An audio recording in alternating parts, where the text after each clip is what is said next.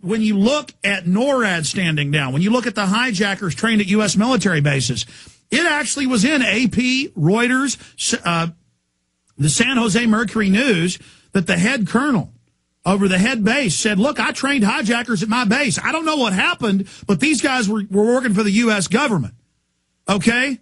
So I know a passport came out of one of the buildings unscathed and was found by the FBI in those hundreds of thousands of tons of wreckage. I mean, come on, John. Come on, John. I mean, Gulf of Tonkin was staged. It's not a conspiracy theory. Operation Northwoods is declassified where the government planned 9/11 style attacks, Bubba. All I'm saying is, look, 6 of the 10 commissioners have said the entire thing was a fraud and a cover-up. Why isn't that in the news more, John? Granted, it's been in the Washington Post, but nothing ever happens.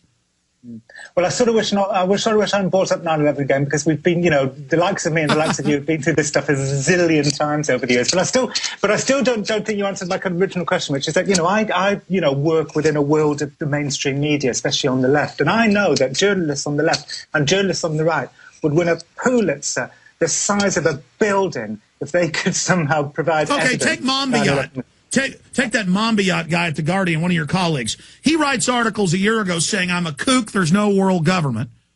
And then he publishes and signs a letter from 200 top journalists calling for a one world government. I mean, they're intellectually bankrupt, John. I mean, you can't have it both ways. World government's good. World government doesn't exist. I'm not saying you're doing that. I mean, you'll at least admit they're saying it. But if you were a good little globalist, you'd come on here and say, no, Alex doesn't exist, and then write a book about how great world government is.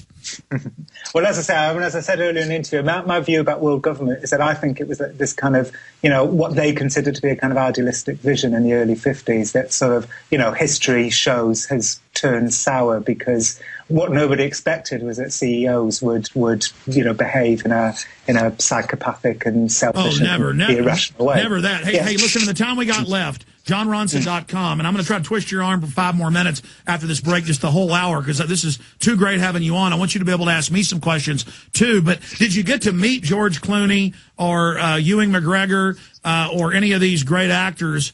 Yeah, I did. I went onto the set and watched them film it for a few days in Puerto Rico, and then I went on the various premieres, in Venice and Canada and London and Toronto, and I spent some time with them. Pretty nice guys, I hear. They all were. Now, do they think it's ridiculous, or do any of them buy into this stuff? Well, I think the only 2 people I know who were like in the kind of core of the movie who did believe in the paranormal stuff was Jeff Bridges. I mean, he's certainly a believer.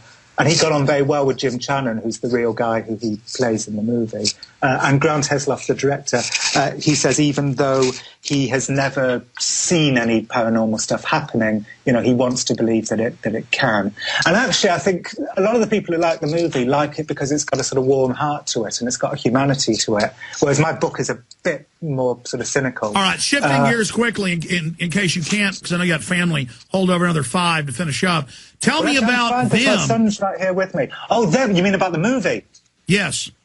Yeah, well, it got optioned, back in about 5 years ago, same time as the Minister at Goats got optioned. And, as you know, nothing's really happened since. And you know that Jack Black was attached to be in it.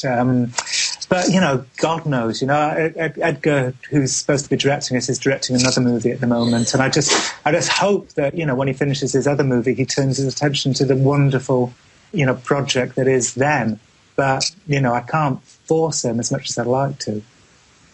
Well, I think the fact that one of your books has already been made into a major movie and doing quite well at the box office, I would hope that would, because even though it's going to be a huge hit piece, I would like to know what they're writing. I mean, if my character is going to be in there, and what great evil type of person I'm going to be in the movie Them, if that does happen.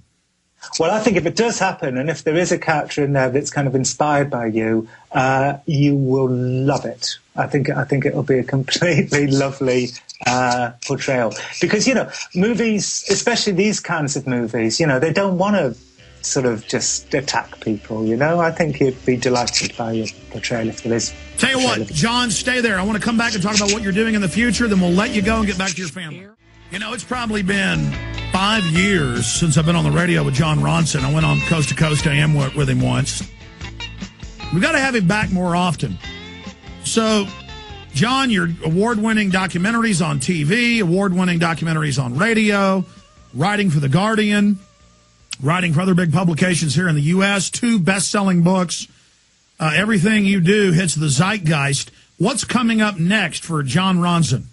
Well, I'm writing another book, but I can't really talk about what it's about. I'm worried that if too much information gets disseminated, then it's going to be hard for me to get, access to things and so on. But, I'm writing a good new book. Can I just say, at risk of setting you off on a very, very long monologue, can I just read out a tweet that I just got from somebody? Sure. Okay, actually, Monbiot was referring to a world council to solve environmental issues, not a one-world government. Who said that? A tweeter who follows me called Socialist Scully. Socialist Sully. I guess that his tweeting name probably will put you off. Look, here's the deal. Bilderberg-controlled public... They're laughing in the control room. Look, I'm tired of the crap. There's a world government being set up, and the same reporters that attack me then write articles saying how great it is. And no, Monbiot said we need a world government to solve our problems. And then this liberal, who's a fake, twists it and goes, he's not for world government. He's for a loving world government. It's not loving. Did you see the article that was written in the Financial Times of London where it called for a tyrannical world government? No, but God, that sounds like a very aggressive journalist. Guys, pull it up. Pull it up. It's and now for world government, ft.com. Well, the Financial Times says it's time we had a tyrannical world government. So my son is really laughing because that sounds like the most horrible article ever. No, but he said, yes, it's been secret. Yes, we kept it secret from you. It's called And Now for World Government by Gideon Rakeman. But he said it's got to be authoritarian for your own good. What's wrong with that? By the way, I think he's one of the editors there. I am interested, by the way, in the kind of notion of authoritarianism, and that is something I'm looking at in my new book. The idea that some people become kind of self-appointed, mandators about how other people should and shouldn't behave. Like Al Gore? Do you think Al Gore's saving us? Well, I haven't been looking into Al Gore. I'm looking into a kind of different field of expertise. But, but this is an area that interests me. It's interesting, Alex, the stuff that you're interested in, the stuff that I'm interested in is often very, very similar, but we just come at it from different worldviews. Hey, here it is. It's Manifesto for a New World Order, George Monbiot. But then he writes articles saying none of it exists. See, he thinks his readers are stupid. He's like, it doesn't exist, stand down. And he's like, forward forces, take them down. Poses you're liberal. It's ours. The world is ours. These scum don't know it. I mean, it's unbelievable. It's unbelievable. Hey, here's Violet right here. You want to come say hi? Hey, Violet. He was just talking about how much he likes you. Honey, remember Jon Ronson? Well, here, come and say hi on the mic. We won't put you on radio. He's gone in 1 minute. Come on in here. She doesn't want to be on TV. Just okay. Here, Violet. She doesn't have headphones. Hi, John. How are you? Hey, I'm all right. It's really lovely to talk to you again. Well, I'm saying nice things. Alex, tell her that I'm saying nice things. Don't say I'm saying horrible nice things. Boy, she's good looking, John. I know. She's I'm not going to go down that road. No, Violet's a very lovely person. I've got very warm memories of our night together in Northern California. It was a great time. Even though we came away with utterly different views of what we saw at Bohemian Grove, I do think of that as one of the... Make sure you say that 150 times. It's true. Violet's a wonderful person, and I'm glad that, you guys, after all these years, you're still tight. You're still there. Hey, John, promise me that when your new book comes out, you'll come on here first. I will be there. And thanks, Alex, for having me. I've really enjoyed the last hour. It's good talking to you again. All right, buddy. Good having you here. I'll say bye to you during the break.